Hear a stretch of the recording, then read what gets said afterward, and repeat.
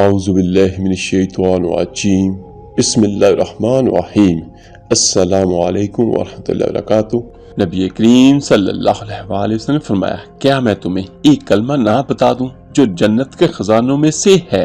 میں یعنی ابو موسیٰ رضی اللہ تعالیٰ عنہ نے عرض کیا، ضرور ارشاد فرمایا کہ لا حول ولا قوت الا باللہ، اس کو جتنا زیادہ سے زیادہ ہو سکتا ہے کثرت کے ساتھ پڑھیں، بلکہ نماز فجر کے بعد 500 بار جہاں پر بیٹھے ہیں وہیں پر بیٹھ کر پڑھیں تو یقین کیجئے گا آپ کی زندگی بدل جائے گی۔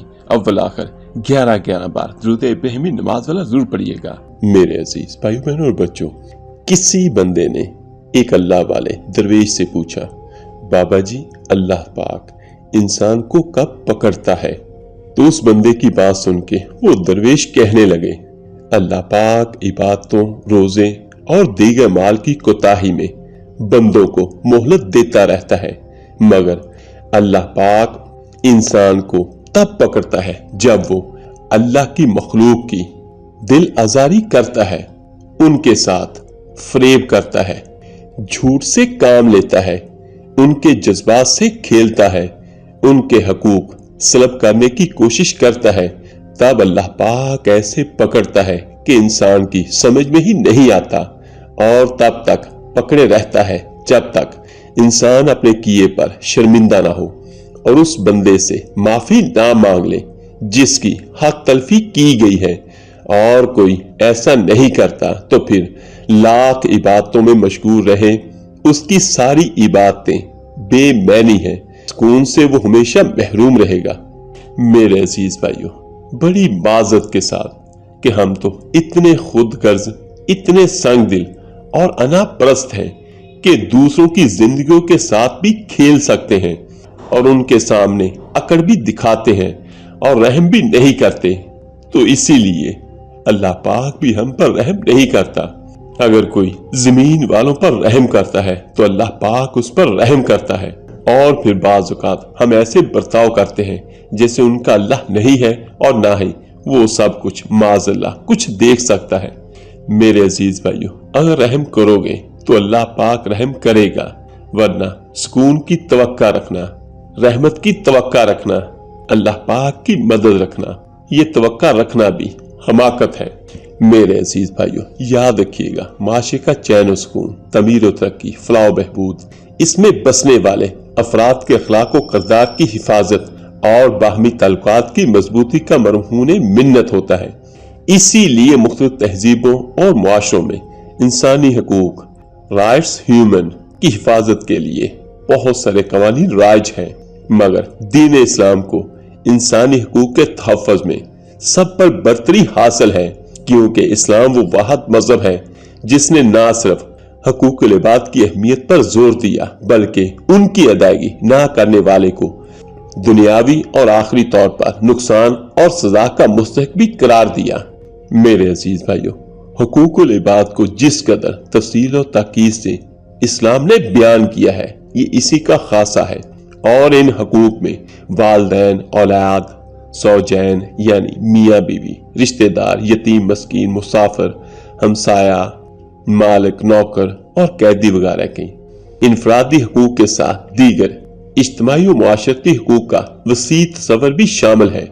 حقوق العباد کا معنی و مفہوم حقوق جمع ہے حق کی، جس کے معنی ہے فرد یا جماعت کا ضروری حصہ، جبکہ حقوق العباد کا مطلب یہ ہوگا کہ وہ تمام کام جو بندوں کو ایک دوسرے کے لیے کرنے ضروری ہیں، ان کا تعلق چونکہ بندے سے ہے، اس لیے ان کی حق تلفی کی صورت میں اللہ پاک نے یہی ضابطہ مقرر فرمایا ہے کہ جب تک وہ بندہ معاف نہ کرے معاف نہ ہوں گے۔ حقوق العباد کی اہمیت کے بارے میں آپ کو کچھ اور بیان کرتا ہوں۔ حقوق اللہ کے ساتھ ساتھ حقوق العباد کی ادائیگی در حقیقت راہ نجات ہے۔ اللہ پاک نے کئی مقامات پر حقوق العباد کی ادائیگی کا حکم فرمایا ہے۔ ایک جگہ فرماتا ہے میرا اللہ پاک بنی اسرائیل میں، جس کا ترجمہ کم و بیش یہ بنتا ہے، اور رشتہ داروں کو ان کا حق دیں اور مسکین اور مسافر کو حقوق العباد ادا کرنا اللہ پاک کے نیک اور صالح بندوں کی صفت ہے۔ کامل مسلمان ہمیشہ دوسروں کے حقوق دبانے یا انہیں तल्फ करने से बचता है। मेरे आका दो जहां सल्लल्लाहु अलैहि वसल्लम का फरमान है जिसका मफहूम कुछ यूं है, मुसलमान की सब चीजें दूसरे मुसलमान पर हराम है। उसका माल, उसकी आबरू यानी इज्जत और उसका खून यानी कत्ल। हकूकुल इबाद की अदायगी में गफलत बरतने से मुआशरे का अमन व सुकून बर्बाद हो जाता है। हर किसी को हक इसी दुनिया में ही अदा करना आखिरत में अदा करने की निस्बत बहुत आसान है। अगर किसी ने किसी का कोई हक दबाया है या किसी को कोई तकलीफ दी है तो इस दुनिया में ही माफी तलाफी हो जाए, सारा कुछ हो जाए, वरना आखिरत में ये बहुत मुश्किल है। क्योंकि अगर हकूक माफ करवाए बगैर इस दुनिया से चले गए तो 1 रुपया दबाने, किसी को एक ही गाली देने, महज एक बार के घूरने, झिड़कने और उलझने के सबब सारी जिंदगी की नेकियों से भी हाथ धोने पड़ सकते हैं। और मजीद ये कि साहिब हक के गुनाह भी सर डाले जा सकते हैं। जैसा कि मेरे आका दो जहां सल्लल्लाहु अलैहि वसल्लम का फरमान है जिसका मफहूम कुछ यूं है, जिसके जिम्मे अपने भाई की इज्जत या किसी और शय के मामले में जुल्म हो, उससे लाजिम है कि क़यामत का दिन आने से पहले यही दुनिया में इससे माफी मांग ले, क्योंकि वहां यानी रोजे महशर उसके पास ना दिनार होंगे और ना दरहम। अगर उसके पास कुछ नेकियां होंगी तो बकदर उसके हक के उससे लेकर उससे दी जाएंगी। अगर उसके पास नेकियां ना हुई तो उस मजलूम के गुनाह इस जालिम पर रखे जाएंगे। यह हदीस पाक का मफहूम है जो मैंने आपको बयान किया है। अगर नेकी होगी तो वो दे दी जाएगी जो हक पर होगा, और अगर खुदा ना खास्ता किसी के पास नेकियां ना हुई तो जिसका हक देना है उसके गुनाह लेकर उसके सर पर डाले जाएंगे।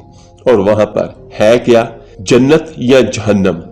मेरे अजीज भाइयों, ये हर किसी पर मुनहसर है कि वो 2 रास्ते हैं, एक गुनाह का और एक सवाब का, एक अल्लाह पाक की रहमत का और दूसरा शैतान को खुश करने का।